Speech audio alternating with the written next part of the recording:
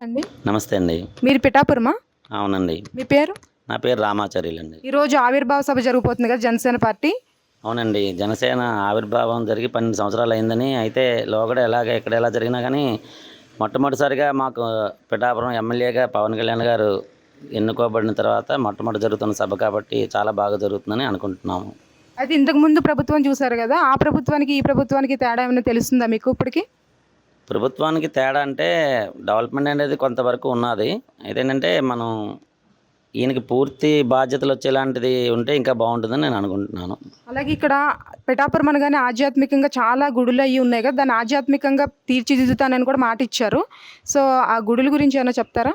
ఆధ్యాత్మికంగా తీర్చిదిద్దడానికి ఆయన చెప్పబట్టే కూడా దేవుడు కూడా ఆయన్ని చక్కగా ఆశీర్వదించాడని చెప్పి నేను అనుకుంటున్నాను. ఎందుకంటే ఇక్కడ ముఖ్యమైనటువంటి అన్ని క్షేత్రాలు కూడా ఇక్కడే ఉన్నాయి. ఎందుకంటే పంచమాధవ దివ్యక్షేత్రం అనేటువంటిది ఇక్కడ మన ఇంటికి ఎదురుగుండానే ఉన్నది. అదేంటంటే కాశీలో బిందు మాధవుడు, ప్రయాగలో వేణుమాధవుడు, రామేశ్వరంలో సేతుమాధవుడు, అలాగే కేరళలో సుందర మాధవుడు, ఈ పిఠాపురంలో కుంతి మాధవుడు అని చెప్పి ఉన్నది.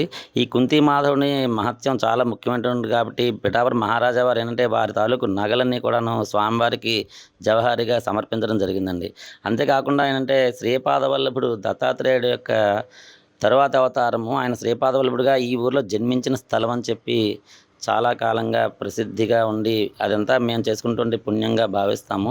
అలాగే కుక్కుటేశ్వర స్వామి అనేటువంటి క్షేత్రం ఇక్కడ ఉన్నది. అంటే పరమశివుడు కుక్కుటం రూపంలో గయాసురుని తెల్లవారిందని చెప్పి మేల్కొనేలా చేసి అతన్ని సంహరించి అతని శరీరం 3 భాగములుగా ప్రసిద్ధికి చెందినటువంటి ప్రాంతాలలో ఒక ప్రాంతంగా చెప్పబడుతుంది. ఏంటంటే బీహార్‌లోని శిరోగయ, ఒరిస్సాలో జాజ్‌పూర్‌లో నాభిగయ, ఇక్కడ పిఠాపురంలో పాదగయ అని చెప్పి చెప్తారు. ఆ చిన్న పాదాలు కూడా మనకి ఆ కుండంలో లోపల ఉంటాయండి. 30 అడుగుల లోతులో మేము చిన్నప్పుడు కూడా చూసేవాళ్ళము. అంత ప్రసిద్ధి చెందినటువంటి క్షేత్రము. అలాగే దత్తాత్రేయుడు మూలమూర్తిగా ఉన్నటువంటి ఇది కూడా కుక్కుటేశ్వర స్వామి ఆలయంలో ఉన్నది. అంతేకాకుండా పురుహూతిక అమ్మవారు ఏంటంటే అష్టాదశ శక్తి పీఠాలు ముఖ్యంగా అటువంటి శక్తి పీఠాల్లో 108 భాగాలుగా ఉంటే భాగాల్లో 18 భాగాల్లో పృష్ఠభాగము పడ్డటువంటి ప్రదేశం అనమాట. అంటే పృష్ఠభాగం అంటే ఏంటంటే పీఠ భాగం. అందుకనే పిఠాపురం అని చెప్పి మనకి ప్రసిద్ధి. ఈ 4 రకాలుగా కూడా ఈ ఊరు చాలా ప్రసిద్ధి. అలాగే ఎంతోమంది కవులు కూడా ఈ ఊర్లోను అవతరించి వారి యొక్క సాహిత్యాన్ని ప్రదర్శించి రాజుల దగ్గర మెప్పు పొందారు. అటువంటి ఊర్లో మేము పుట్టడం మాకు అదృష్టం. ఇటువంటి ఈ క్షేత్రంలో ఏంటంటే ఆయన ఎమ్మెల్యేగా వచ్చి ఆయన వాగ్దానం చేయడం, ఇంకా దీన్ని అంటే దేవుణ్ణి ఎవరైనా సరే పెంపొందించి పోషిస్తా ఉంటే ఆయన అందరూ కూడా చాలా చక్కగా దేవుడు కూడా వాళ్ళని సహకారం చేస్తాడు. మంచి పని చేసే వాళ్ళకి దేవుడి యొక్క ఆశీర్వచనాలు ఎప్పుడూ కూడా ఉంటాయి. అందుకని చెప్పి ఏంటంటే ఈ 4 క్షేత్రాలని కూడా అభివృద్ధి చేయించడంలో కూడా మన ఎమ్మెల్యే గారు ముఖ్య పాత్ర పోషిస్తారని నేను అనుకుంటున్నాను. కూటమి ప్రభుత్వం వల్ల ఆయన ఏమైనా వెనకబడుతున్నారంటారా? లేకపోతే ఆయన ఓన్ డెసిషన్స్ ఉంటే బావుంటాయని అనుకుంటున్నారా మీరు? కూటమి ప్రభుత్వం వెనకబడడం అనేది కాదు గానీ, ఏంటంటే అవకాశం అనేది ఏ మనిషికైనా ఇవ్వడంలోనే ఉంటుంది. ఏంటంటే గోల్ చేయడం అనేటువంటిది ఇంపార్టెంట్. గోల్ చేయడానికి ముందు ఎవడైనా సరే ఒక క్రీడాకారుడు ముందు పార్టిసిపేషన్ చేయాలి. పార్టిసిపేషన్ చేస్తేనే ఆ క్రీడాకారుడు ఎటువంటి గోల్ చేస్తాడనేటువంటిది ఉంటుంది. ఈయన కూటమి ప్రభుత్వంలో ఉన్నా ఎక్కడున్నా కూడా ఈయన ఎక్కువగానే చేయగలుగుతారని నేను అనుకుంటున్నాను. అంటే ఒక ప్రభుత్వంలో ఉండిపోయామనేటువంటిది కాకుండా ఒక అవకాశం ఫస్ట్ ఈయనకొచ్చింది కాబట్టి దాన్ని అవకాశాన్ని ఇంకా సద్వినియోగం చేసుకొని మనకి డెవలప్‌మెంట్ అనేటువంటిది రియల్ డెవలప్‌మెంట్ చూపించి చేస్తే మనకి అంటే ఒక కూటమిలోనే ఉండాలనేటువంటి ఇది ఆయనకేమీ అవసరం లేదు. కారణం ఏంటంటే అప్పట్లో వైఎస్ఆర్ ప్రభుత్వాన్ని ఓడించాలనేటువంటి ఉద్దేశంతో ఆయన కూటమి ప్రభుత్వంలో చేరారని నేను అనుకుంటున్నాను. సూపర్ 6 పథకాలు ప్రవేశపెట్టారు గదా! అయి అమలు కాలేదు అని ఇక్కడ చాలామంది అంటున్నారు. సో, దాని గురించి ఏమంటారు? జనరల్‌గా పథకాలనేటువంటివి ఏంటంటే, ఒక స్టేజ్ బై స్టేజ్‌లో తీసుకురావడానికి కుదురుతుంది. ఎందుకంటే, పూర్వం ప్రభుత్వం ఏదో అప్పులు చేసిందని అవన్నీ తీర్చడానికే మనకి టైం అంతా సరిపోతుందని ముఖ్యమంత్రి గారు చెప్పడం జరుగుతోంది. అండ్ మనకి అంత ఫైనాన్షియల్ నాలెడ్జ్ మన దగ్గర ఏంటంటే, మనకి అంత అందుబాటులో ఉండదు కాబట్టి నేను అంత ఇదిగా దాని మీద చెప్పలేను గానీ, పథకాలు ప్రవేశపెట్టడం వరకు ఎలక్షన్ హామీలు చేయడం అందరూ చేస్తారు. కానీ ఏంటంటే, వాటిని అమలు చేయడం చాలా కష్టతరమైనటువంటి పననమాట. సూపర్ 6 అని లేకపోతే ఇప్పుడు ఇందిరాగాంధీ 20 సూత్రాల పథకం పెట్టింది. అప్పట్లో అవన్నీ కూడా చేయలేక ఫెయిల్ అయింది కాంగ్రెస్ ప్రభుత్వం మనందరికీ తెలిసినదే.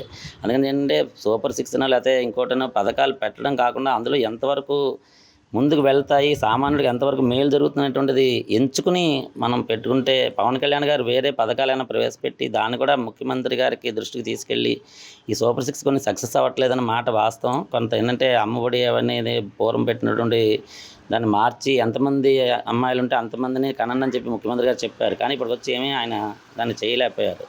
అది కూడా ప్రజల్లో అందరూ అనుకుంటున్నటువంటి మాట అది. దాన్ని ఏంటంటే మనకి ముందుకు తీసుకెళ్ళేటువంటి కార్యక్రమం మాత్రం చేయాలి. పథకం ప్రవేశపెట్టడమే కాకుండా దాన్ని సక్సెస్ అయ్యేటువంటి దానికి కూడా చేదోడు వాదోడుగాను సహకారం కూడా ఉండాలని చెప్పి నేను అనుకుంటున్నాను. ద్వారంపూడి చంద్రశేఖర గారు అక్రమాలు రేషన్ బియ్యం గురించి వెలుగులోకి వచ్చింది కదా, సో దాని గురించి ఏమంటారు మీరు? అంటే ద్వారంపూడి చంద్రశేఖర రెడ్డి గారి విషయంలో అప్పుడు అంతా కలిపి ఏది పట్టుకున్నారని టీవీలో అది చూసాం మేము. ఏంటంటే కాకపోతే ఏంటంటే పవన్ కళ్యాణ్ గారు సాహసోపేతంగా ఆ పడవ మీద అది వెళ్ళి వద్దని చెప్తున్నా కూడా ఆయన ముందుకు వెళ్ళి దాని తాలూకు ఇది రాబట్టగలిగారు. కొంతలో కొంత చాలా మటుకు 30% దాకా సక్సెస్ అయ్యారు నేను అనుకుంటున్నాను. ఇంకా కానీ దాని విషయంలో ఏంటంటే ఇప్పటికీ కూడా బియ్యం పక్కదారి పడుతున్నాయి. ఎందుకంటే పేదలకి ఇచ్చినటువంటి బియ్యాన్ని ఎవరు కూడా వాళ్ళు వినియోగించుకోవట్లేదు. నేను ప్రత్యక్షంగా రోజు చూస్తుంటాను. ఈ బియ్యం వచ్చినప్పుడు ఏంటంటే వ్యానుల్లోనే డబ్బులు తీసుకుంటున్నారు. ఆ బియ్యాన్ని కూడా పక్కదారి పడుతున్నాయి. ఇక్కడ దగ్గరలో గొల్లప్రోలు ద్వారా ఇదంతా జరుగుతుందని చెప్పి అందరూ అనుకుంటుండడం నా దృష్టికి కూడా రావడం జరిగింది. అటువంటిది ఏంటంటే ఆ పథకాల తాలూకు అంటే బియ్యాన్ని మనం నిజంగా ఎవరికి అవసరం నీడీ పీపుల్ రియల్గా ఎవరైతే ఉంటారో వాళ్ళకే చెందేలాగా చేస్తే బాగుంటుంది. పక్కదారి పట్టకుండాను ముందేంటంటే ఒక అడ్డుకట్ట వేయడం అన్నటువంటిది పవన్ కళ్యాణ్ గారు సాహసోపేతంగా చేశారు. అయితే ఏంటంటే దాన్ని ఇంకా కొనసాగకుండాను దాన్ని నిరోధించేటువంటి బాధ్యత ప్రతి పౌరుడి మీద ఉన్నది.